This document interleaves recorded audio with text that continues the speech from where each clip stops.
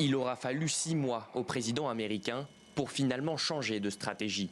Fini les espoirs d'une issue diplomatique, Donald Trump donne 50 jours au maître du Kremlin pour trouver une issue à la guerre. L'une des raisons pour lesquelles vous êtes ici aujourd'hui, c'est pour entendre que nous sommes très mécontents de la Russie. Nous sommes très mécontents d'eux. Nous allons imposer des droits de douane très sévères si nous n'avons pas un accord d'ici 50 jours. Des droits de douane d'environ 100%. On les appellera des tarifs secondaires. Vous savez ce que cela signifie.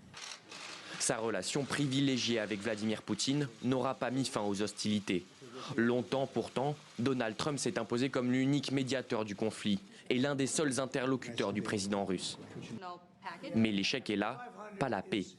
Alors dans le bureau où il avait humilié Volodymyr Zelensky le 28 février dernier, le président américain a annoncé une aide militaire à l'Ukraine inédite dans le cadre d'un accord avec l'OTAN. Des équipements militaires d'une valeur de plusieurs milliards de dollars seront achetés aux États-Unis. Pour aller à l'OTAN, ils seront rapidement distribués sur le champ de bataille. Côté russe, la réponse s'est faite attendre, mais elle est tombée ce mardi matin. Le Kremlin semble prendre très au sérieux les déclarations de Washington. Certains éléments semblent s'adresser personnellement au président Poutine. Nous avons certainement besoin de temps pour analyser ce qui a été dit à Washington. Quand et si le président Poutine le jugera nécessaire, il fera sans aucun doute des commentaires à ce sujet.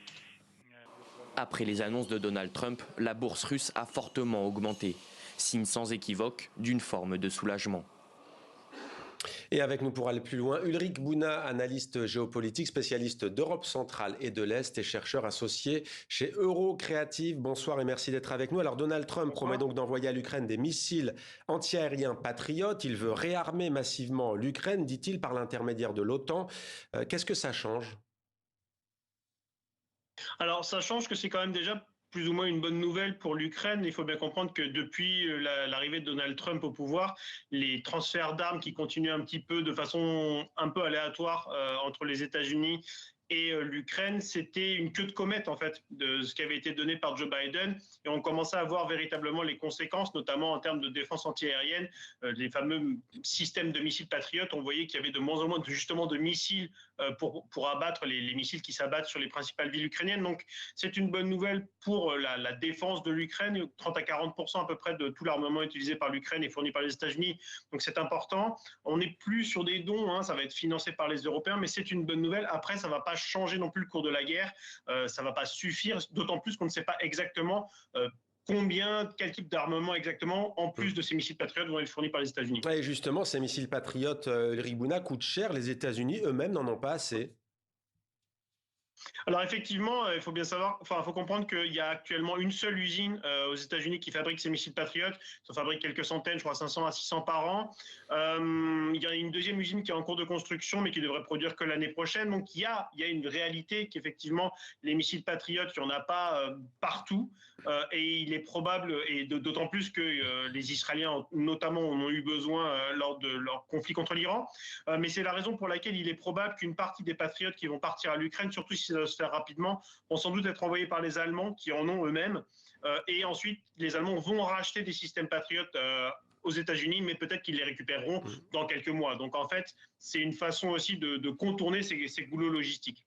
Alors ça, c'est sur le plan militaire. Ulrich Bouna, peut-on dire ce soir, même s'il faut toujours être très prudent avec Donald Trump, peut-on parler d'un changement de braquet assez radical du président américain sur ce conflit, un ultimatum de 50 jours ? Comme vous le dites, c'est compliqué de dire les choses avec Donald Trump. Il peut changer d'avis dans 3 jours. Ce qui est quand même certain, c'est que la stratégie qu'il avait adoptée depuis le début d'être extrêmement conciliant avec Vladimir Poutine, de faire énormément de concessions et de tordre le bras de l'autre côté à l'Ukraine, je pense que Donald Trump a enfin compris que cette stratégie ne fonctionne pas avec Vladimir Poutine, et que donc effectivement, il semble revenir à une posture qui semble un peu plus réaliste et logique et un petit peu en lien et en miroir de ce que font les autres États occidentaux, à savoir avoir un discours un peu plus ferme vis-à-vis de Vladimir Poutine. Après, il reste 50 jours. 50 jours, c'est très long, surtout pour Donald Trump. Et donc, reste à voir s'il imposera effectivement ces droits de douane si les négociations ne mènent à rien. Ça pourrait être effectivement massif, ces droits de douane secondaires, mais encore une fois, Donald Trump n'a pas dit qu'il le fasse. Et c'est d'autant plus vrai que lors de cette conférence de presse, il a refusé de traiter Vladimir Poutine d'assassin, ce qu'avait fait Joe Biden. Il a redit dans la foulée, dans une interview à la BBC, qu'il ne souhaitait pas couper les ponts avec Vladimir Poutine. Donc on sent bien quand même que malgré tout, Donald Trump agite la menace vis-à-vis de Vladimir Poutine, mais que pour l'instant, en tous les cas, il ne souhaite pas véritablement s'opposer à lui. Mais pourtant, il y a aussi ces révélations que l'on va voir dans un instant, révélations du journal Financial Times. Regardez l'échange, discussion entre Donald Trump et Volodymyr Zelensky. Volodymyr, peux-tu frapper Moscou? Et Saint-Pétersbourg aussi, le président ukrainien qui lui répond que oui, s'il avait les armes nécessaires, donc des armes de longue portée. Ça veut dire quoi? Donald Trump encouragerait l'Ukraine à attaquer la Russie en profondeur?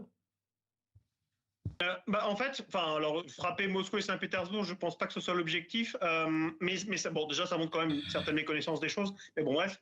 Mais en revanche, c'est tout le cœur du sujet, c'est-à-dire que au-delà de fournir des missiles patriotes qui peuvent permettre à l'Ukraine de se défendre un peu mieux qu'elle ne le fait actuellement, il faut effectivement fournir à l'Ukraine le moyen de frapper en profondeur la Russie pour toucher les aérodromes, d'où décollent les avions qui bombardent les villes ukrainiennes. Il faut pouvoir frapper les centres de commandement, les centres logistiques.